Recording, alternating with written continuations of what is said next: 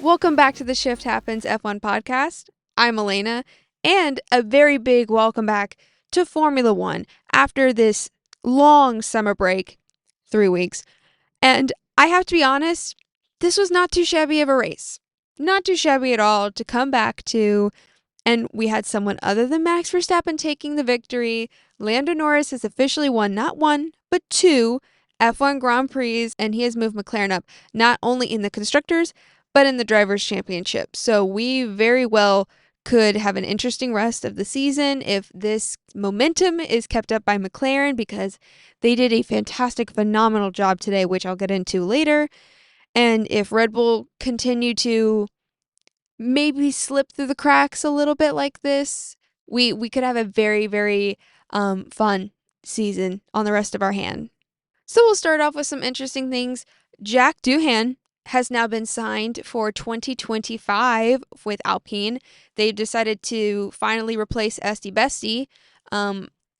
It was kind of speculated that it would be Jack. He's been the reserve driver, very present in media for Alpine and stuff like that. So I think he was the next best choice for them. And it's good to finally see him get his chance in Formula One and be able to drive that car. While I maybe don't agree that Esteban Ocon is still in Formula One, I mean, God bless Haas. Love them, but sometimes they do things I don't agree with. But, who am I to judge? It's not like I have a microphone in my hand with a podcast and a platform. But very happy for Jack. I'm very interested to see how he's going to fare out.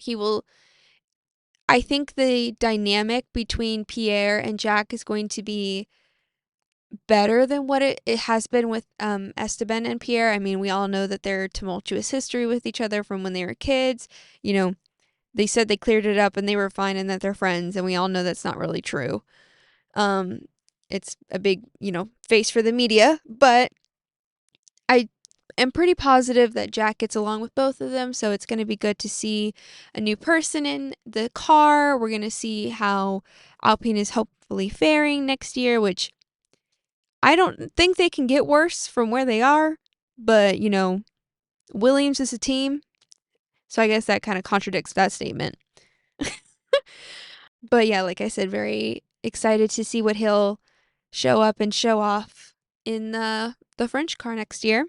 Speaking of Williams, Logan crashed out FP3. I unfortunately missed FP3 on Saturday. I did not watch it, and I woke up to Logan Sargent's car caught on fire, and I was like, "What? Is he okay? Like, is my Logie Bear okay?" Like that. Like I was slightly freaking out because I was just having like Roman Grosjean flashbacks and stuff like that. So very happy that he's okay. Didn't make it to qualifying, but he did pretty well in the race. So Alex Albon was given a penalty with the FAA. He started from the back of the grid. He did a somewhat good job today getting himself back up. He didn't finish last, so that's a win.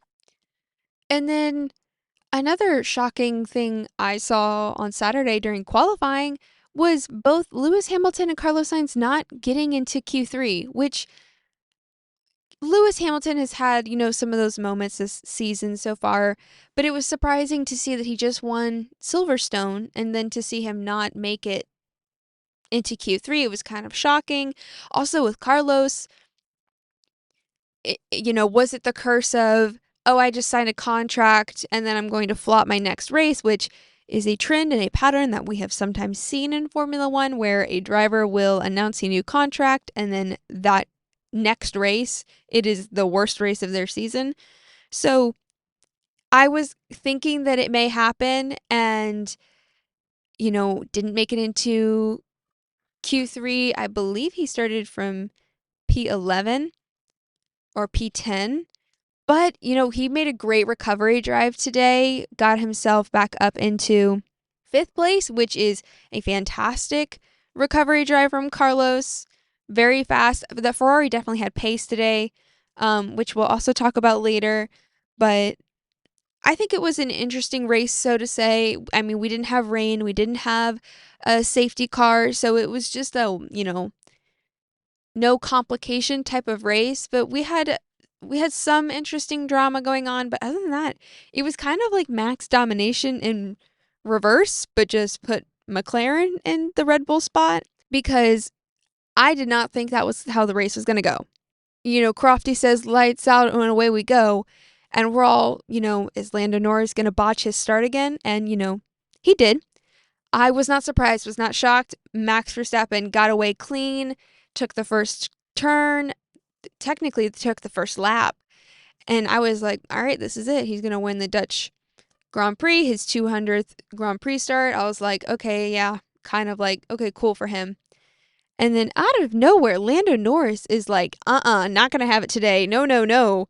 I am winning today. I am here to show up and show off. I don't know what was in the mud that he threw on his face over the summer break. He must have some magical properties because he looked like Max Verstappen. And Max Verstappen looked a little bit like Lando Norris. By lap 18, Norris was flying past Max down the long straight, and it was very weird to see. I almost thought that there was something wrong with the Red Bull because of how quickly Lando got by him. Of course, he had DRS, so that was going to be an extra couple kilometers per hour or miles per hour, whatever you want to use. But I was just like, that looks like the McLaren passing the Red Bull looked like a Red Bull passing a Williams. That's how like scary fast Norris looked. And so, just normal me, I was thinking, oh my gosh, there's got to be something wrong with Max's car. Like they're going to pull him into the pits. He could DNF. No, the McLaren were just wickedly fast today. Lando kept up the fast pace the entire race, and he ended up finishing 22 seconds ahead of Max. 22 seconds. Now, had this McLaren been showing up every single race this season, which they 100% could have, they've had the fastest car for a while, but either a driver mistake or a team strategy, just dumpster fire from McLaren. They've just not had it the past few races. I mean, they'll get the podium, they'll get the top things, whatever. But like this was the first time that they were like, we did a good job today. Drivers were good today. Team strategy was good today. The pits were good today. Like everything was just spectacular for them today. And it showed that when they are good, they are great. We have not seen someone finish 10 seconds ahead of Max Verstappen since Charles Leclerc in 2022 Australia, which I remember that race. Love that race. I still think of it fondly. But we have not seen anything like this since 2022. Like essentially the first race of the season almost. So it's been a long time. It's clearly showing that Red Bull are no longer the top dog. McLaren has taken that spot. I mean, we've seen it for a while with Perez, but it's starting to be a thing where we're like, is this Red Bull car decent and Perez is just not a good driver? Or is this Red Bull car not that good anymore and Max Verstappen is just severely outperforming this car? And I have a feeling it's probably the latter. I mean, he is Max Verstappen, for goodness sake. Like, he's 3-time world champion, so dude's got some credit on himself. But I was just quite shocked today to see that, like, when McLaren are good, they're great. And we've seen before how he'll mess up his race start and he'll just get a little antsy for the rest of the race, but he stayed calm and cool and collected, and he got back on his feet and he was like, no, this is my race to win. And I think it shows some growth. This is definitely what McLaren I think have wanted from him for a while, was to be, you have this potential, you have this talent, you need to get it right, even with the poor start that he did have. I mean, I say poor start. Him and Max had the same reaction time. Lando just didn't get the traction in his car to pull off, and Max did. So that was more of like a car type thing. But I mean, it just showed that like this was another level of Lando, and if Lando continues to perform at this level, like I said, it very much so could be, not only do we have the Constructors' Championship going on, because at this point, that is just McLaren's to lose. They're going to win that. In my feeling and soul and what I think McLaren are going to win the Constructors 100%. The drivers is where I get a little antsy. I don't know, because it's been, oh, Max Verstappen hasn't won a race in a while. okay, he doesn't want to race, but he's not finishing P10. He's finishing, consistently high, very high in the scores. And it's been other drivers who have been winning and been on the podium. So it's them picking each other off. And then Max is still being consistent, picking up points. So he's still furthering his lead at some points. But I think if McLaren continue to perform at this level, and especially Lando or Charles, I think it's very, very possible. It's a very high possibility that we could be looking at some very close races as we get further into the season where the championship could be separated only by a couple points. I mean, good Lord, if we think about it, McLaren made Lando give Oscar that win. What if Max wins by like 5 or 7 points and it's the exact same thing and it's the points that Lando gave to Oscar? I'm sure Lando's not going to be a happy puppy.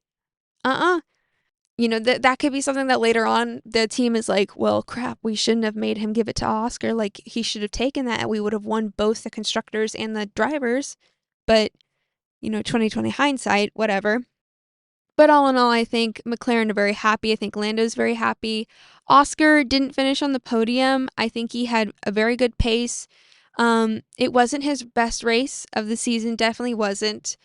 But I think that he did good for what it was. He finished fourth. He finished 27 seconds off of Lando. So seeing as how Max finished 22.9 seconds off of Lando and Oscar finished 27.3, there were only a couple seconds in between Max and Charles and Oscar. So I think that shows that the field is getting much more competitive towards Red Bull and that McLaren is top dog now. So now I do want to talk a little bit about Max and Red Bull. I am not a big Red Bull fan. I'm not a big Max fan.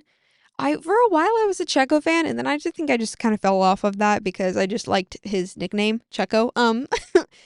It's one of those things where you're starting to see that they're not performing well. I mean, they just lost Adrian Newey, and then they also lost oh my gosh, I cannot remember the other guy's name, but he was part of their head team, I'm pretty sure. Maybe his name is like Johnson or something. I don't know. But they've lost both of those two very key components of their team. We're seeing Perez, finish out of the top 5 in most races now. And I think that it could become concerning and worrying for Max, where I'm sure he's looking at his options, but also, I mean, he's also said many times that if he could live out the rest of his Formula One career with Red Bull, it would be a dream for him. But we're starting to see like Red Bull's not leading anymore. So is he going to be thinking about another team to go? I mean, I'm sure this is not something that he's, like jumping ship now. Like, I know there were so many rumors that were like, oh, Max is going to be the new Mercedes seat. And I know Total Wolf was calling and like emailing Max and he was like, I really want you to be here, Max. Like, like whatever. But I think we all knew Max wasn't going to just jump ship in the middle of the season or even at the end of the season. I think that he still believes in Red Bull. I mean, that's why he's still there. Even with all the controversy that's kind of come out as of late, like this past year and stuff like that. So I think we'll see Max stay there. And I think if this performance from Red Bull continues to be the normal, I think that he definitely would be taking a look come the end of 2025 and going, hey, I think I maybe need to start looking at other teams because I can't keep doing this. Like, I want to win. I can't win with Red Bull. If they continue to be at this decline. Like, Max Verstappen wants to be winning championships. He doesn't want to just be like winning races or getting on the podiums. He wants to be winning championships. He's 3-time world champion. He's gotten that taste of victory. You don't want to just let that go. I mean, we see Lewis Hamilton leaving Mercedes to go to Ferrari because he thinks it's where he'll be able to win another championship. So it's not odd or uncommon for drivers to leave, where they've made a home. But I 100% think that, come 2025, if Max is not happy where he's at, I have no doubt in my mind that Max Verstappen could just call up a team and be like, hey, I won in. And, the team goes, oh my gosh, great. And then they go, hey, George, great having you on the team, but you kind of need to go because Max Verstappen just said that he wants to be here, and Kimi Antonelli is kind of our prodigy in the future. I know we told you that you were the prodigy in the future, but we need Max because he wants to be here, and you don't say no to that, and we're putting all of our eggs in the basket of Kimi Antonelli. So I think that's something that 100% could possibly happen. I mean, it would be devastating for George Russell or any other, person on another team. But Max Verstappen has that power with the notoriety and teams know what he brings to a table. They're not going to say no to that. Now, if it was Ferrari he called up, I don't want to think about what that conversation would be because is that, oh, thank you, Lewis, for your time? Or is that, Charles, come here, we need to have a talk. I think I would lose my mind, but I don't even want to think about that. We're not going to entertain that possibility. We're not. We're going to move on. But it is one of those things of just like, should Max want to leave, he can leave and he can go to another place. Now, I also don't know, like, Mercedes is the one that a lot of people seem to think, and it's one that's entertained the most. You think about McLaren or Ferrari, that's when I'm like, I don't, I mean, of course they would want to, okay, buy Oscar, that type of thing. But, like, do you want Lando and Max on the same team together? I mean, power teammates, like, dream lineup. But also, we see how competitive they get on the track with each other sometimes. I mean, we saw that in the Hungaroring. I mean, they were going after each other. Do you want that as your drivers to constantly be having the risk of them getting heated and like going after each other? So it's, food for thought in the coming future as we see how Red Bull plays out, how McLaren plays out, how the rest of the season plays out, how 2025 plays out, because we've got the regulation changes coming in 2026.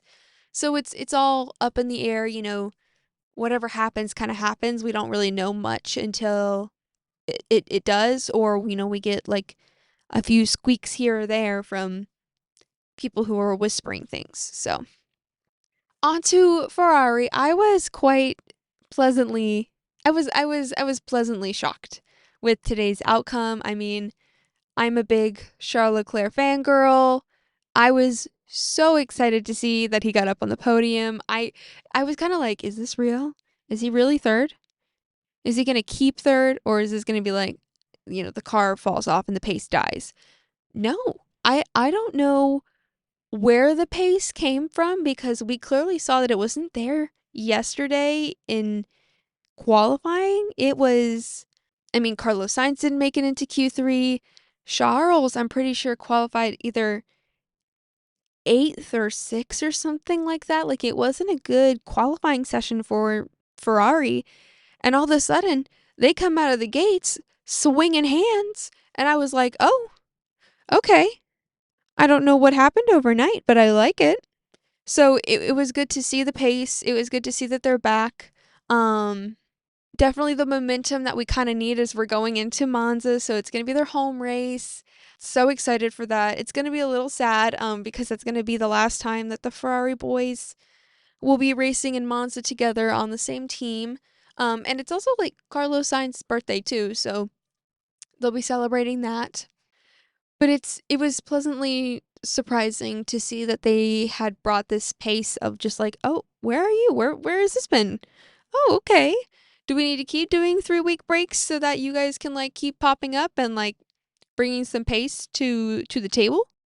It was good to see that they had good strategy. They played out well. I think that it was a great race from them. I think it's the best that they could do.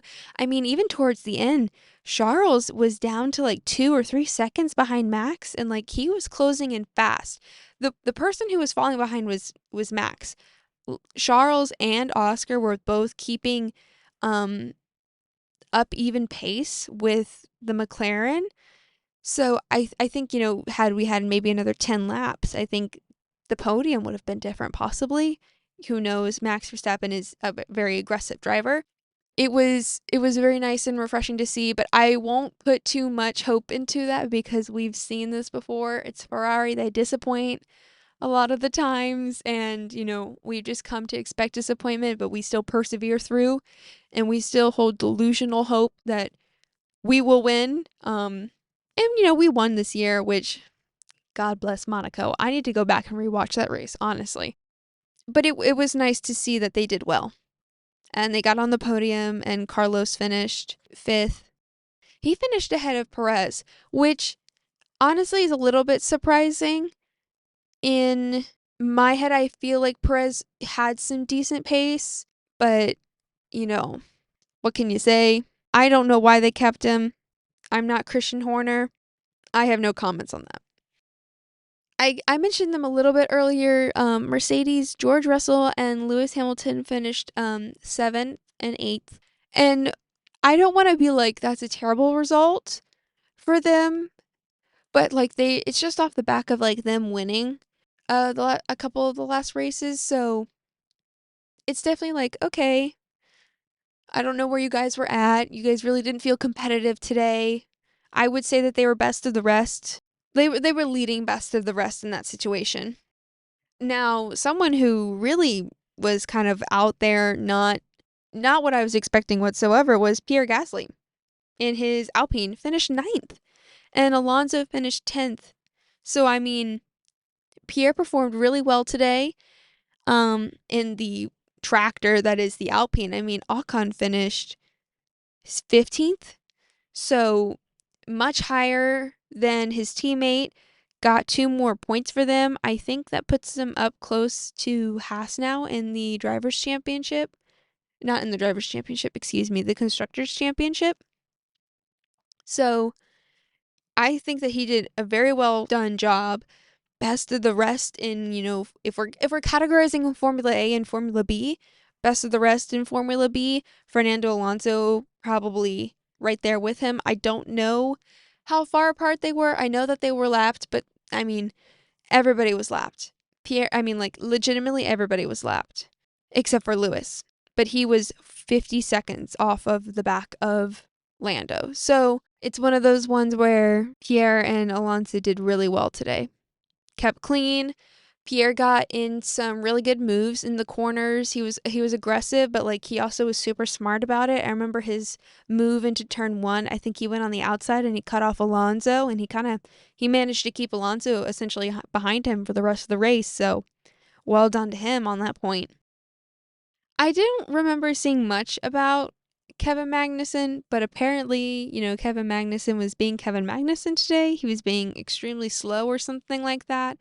I also heard some weird rumors about something with their money, or like some type of collection or paying thing going through. So I'm going to have to definitely do a lot more research into that, because I was just kind of like came to the attention of that right before I started recording. So I'm hoping I'll learn a little bit more about that, and I'll post a couple TikToks on it, or at least one on it explaining it, so that way I also understand what it is. But I mean, yeah, it wasn't a great race. I mean, Nico Hulkenberg finished 11th, so it was pretty good for him, and then K-Mac was down in 18th, so kind of a worlds apart for them. Daniel Ricciardo finished 12th, good there. I mean, outqualified Yuki, who finished 17th. So poor Joe, 20th again. So yeah, I don't think there was much other else to discuss. It was essentially kind of a boring race, so to speak.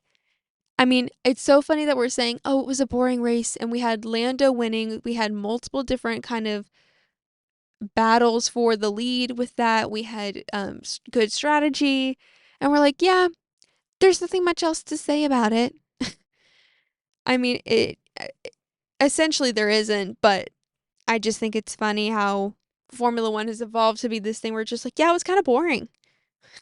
I mean, no DNFs, no safety cars, no yellow flags. Like, it was a clean race, essentially. And, clean equals boring. But I think we made up for that with Logan Sargent's car catching fire on FP3. So, I don't know. Maybe that was just the big bang boom for the weekend. So, moving on, we will get into the results of the Dutch Grand Prix. P1 is Lando Norris. 2 is Verstappen. 3rd is Leclerc. 4th is Piastri. 5th is Carlos Sainz. 6 is Perez. 7 is George Russell. 8 is Hamilton. 9th is Gasly. 10 is Alonso. 11th is Hulkenberg. 12 is Daniel Ricciardo. 13 is Stroll. 14 is Albon. 15 is Esteban Ocon. 16th is Sargent. 17th is Sonoda. 18th is Magnussen. 19th is Bottas. And 20th is Guan Yu Zhou. So we'll go into the constructors' standings. And this has definitely been updated, since things have moved around a little bit. First place, we have Red Bull with 434 points. And then just below them, 30 points below, is McLaren with 404. Third is Ferrari with 370. So they're about 64 points off of Red Bull, which is a lot closer than I thought it was originally. They're much closer than I was thinking they were. I thought they were a little bit further back down. Mercedes is fourth with 276. Fifth is Aston Martin with 74. RB is sixth with 34. Seventh is Haas with 27. 8 is Alpine with 13. 9 is Williams with 4. And 10th is Kick Sauber. I think after seeing these constructor standings right now, this is definitely McLaren's championship to lose. I think that if they perform well, teams specifically speaking, I think if the team performs really well, they can get those points and they could possibly beat Red Bull. Ferrari, I don't know. It's one of those things where oh, well, could they possibly get second? I think that Ferrari would not win the constructors. I think that there's a slim chance they could get second if and beat Red Bull essentially if they get their act together, but I have a feeling Red Bull will keep them somewhat behind and it'll end up being a McLaren Red Bull Ferrari situation. Alrighty, so the next race we have is actually next week and it is Monza. So like I mentioned, I'm pretty sure last episode, besides Spa, Francorchamps being my other favorite, the other track that it's tied with is Monza. It was actually my first and only race that I've ever been to. It was a dream.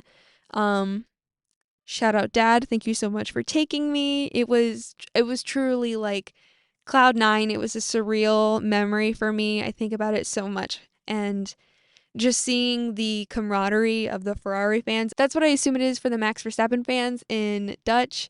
In the Netherlands. Sorry, not in Dutch. In the Netherlands. So it is very cool to see, and to see the fan base is still so delusionally hopeful. But they build their lives around this type of thing. So let's get into some facts about the Monza track. The circuit is 5.793 kilometers. It is 53 laps, and the race distance is 306.7 kilometers. And the lap record is 1 minute and 21 seconds, and it was done by Barrichello in 2004. Actually, quite surprising. So it had its 100th anniversary in 2022. I'm pretty sure it's the longest, I'm pretty sure it's the oldest autodroma in Italy, if I'm pretty positive on it. I think so. It was part of the original Formula One calendar in 1950, one of the first tracks that they went to, and every single year since then, they've held one there. So I'm pretty positive it is the oldest, or maybe it's tied with another one. I don't know if it's tied with another one, but I know it at least holds the longest consecutive track they've used. So that's it for the podcast today. I can't really think of anything else to kind of discuss and go over.